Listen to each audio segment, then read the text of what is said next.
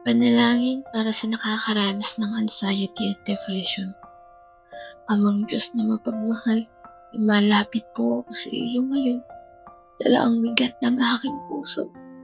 Pakiramdam ko po ay nag-iisa ako. Pagod na at walang lakas.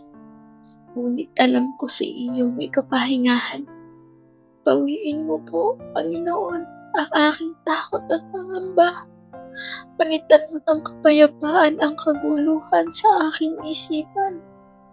Turuan mo akong magtiwala sa plano mo kahit hindi ko maintindihan ang lahat.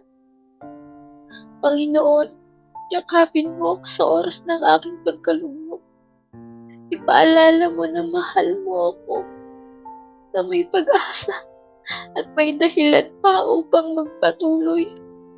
Bigyan mo ako ng tapang na bumangon at ng pusong patuloy na aasa sa iyong kabutihan.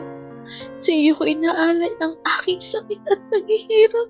Pagalingin mo ako, hindi lamang sa katawan, kundi higit sa aking kaluluwa. Sa pangalan ni Jesus na aking Panginoon. Amen.